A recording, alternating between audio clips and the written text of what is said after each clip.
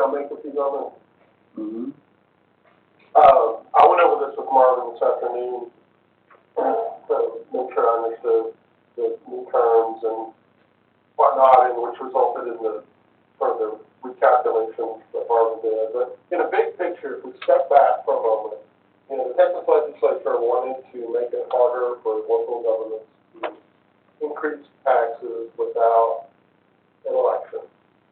So the first thing that he passed was these new terminology, but basically saying that you can only go up 3.5% without a mandatory election. So they passed that and approved that, and that is what is called the what's the term for that one, Marvin? Sorry, I can't find it. No new revenue rate? No, the 3.5%. Oh, that's the voter approved rate. The voter approved rate, so that's the new term. So if you go up to that, you don't have to have voter approval. If you go above that, the general rule is that there's a mandatory election required, okay? So that was the first thing they did. And then, the cities, especially the small cities, started lobbying that, when you have small budgets, then things can happen, and the 3.5% is so much less than the old 8% that we used to have related to that.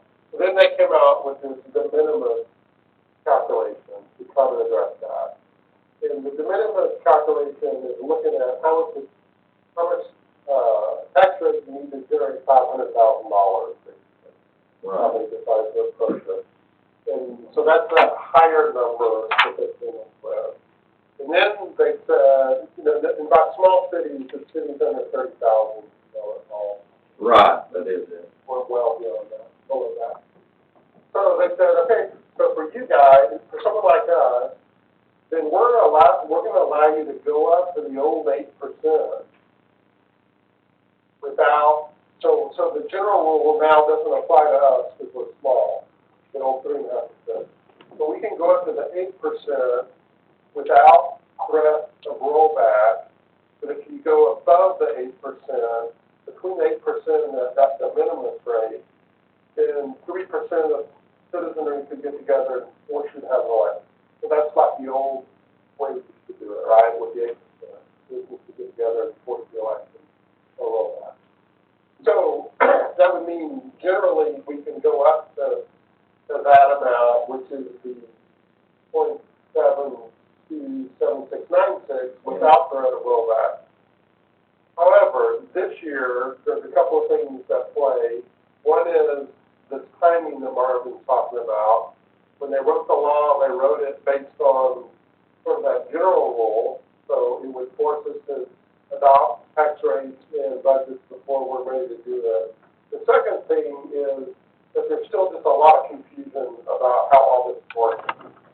So to step into that, to go in between the 69 and the 72 would be somewhat possibly problematic because the people that give us information are just not 100% sure of it. So I think based on those two factors, Marvin thinks is recommending that we stick with the 0.697375 to avoid those two issues. But the reason I wanted to explain all that is that we've got a fire department, we've got streets that desperately need to be addressed. So there may be some additional relief next year when unknowns are better known and our timing is better to be able to go higher if we feel like we need to do it. So not be able to do that straight enough. All that being said, you recommended the 3.5% signal. That's why that makes sense to me based on the timing involved as well as the uncertainty about how some of these calculations are going. That's the way I understood it, and that makes sense to me that way. Yeah. In the future, I'm hoping to have the flexibility if we believe that our citizens demand better roads and they're willing to pay for them. Yeah. Then we would have the ability to go above the 3.5%. Because if we know 3.5%, personnel cost increases eat up most of that. Without doing other stuff.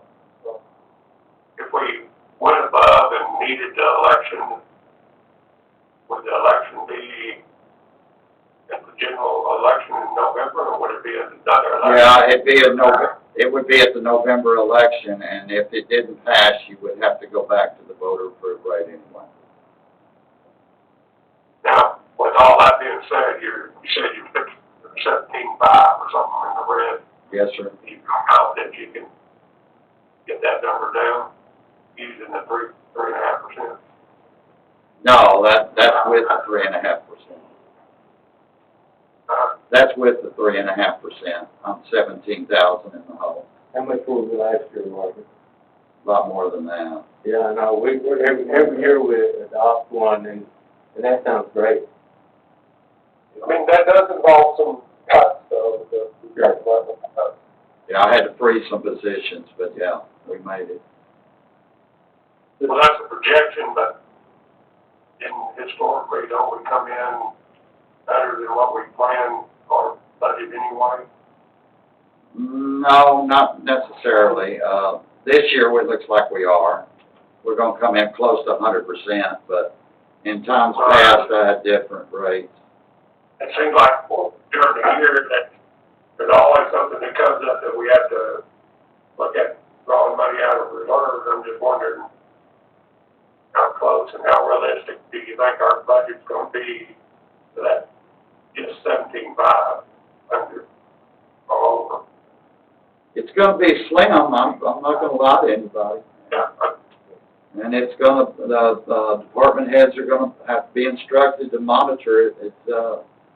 But this year we tried to do it on a zero-based budget, and that saved us a lot of money where we had, I hate to call them slush accounts, but we had areas that, were a lot higher than they should have been, and we used that money to move around in times past.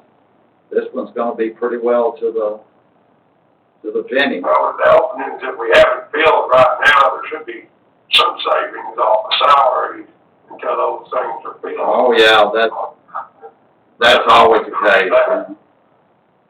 So, my comment on that, Dan, is that, yes, we do, I think people would come in under what we've got, we're not better off. But as we start stretching these budgets tighter and we're moving this flex funds, like President talked about, then our ability to do that is going to be increasingly more difficult because it just becomes a much truer budget, that you're keeping on the front end. This is a much truer budget. I mean, slush fund's probably not the right terminology, but Now, with the whole, Cushion, there were maybe some cushion. yeah, they had a lot of cushion in them, so I wanted it this year where we could actually see what each line item was, and I mean, they can get it exact, but on ones that they didn't have any documentation to back it up, we made them do a 3-year averaging, and based off the 3 years, that's the number we plugged in, so I feel realistic that it's all close to what it should be, but to say if something pops up, I never know.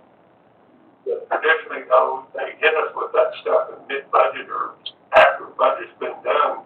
Even our trash, last year with Norm and them, I know we always got those rate increases for the lab after budget went in or, ammo got so high. I mean, we find, and all of a sudden it just went sky high. Right. You don't plan for some of that. You just, you gotta have some cushion in there, knowing that, the rate increases are coming and they're coming at untimely time.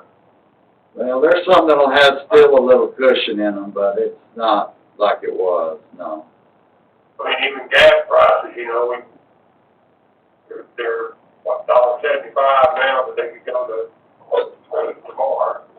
I think most everybody figured that on their budgets. I know the police did, and I know the fire did, so.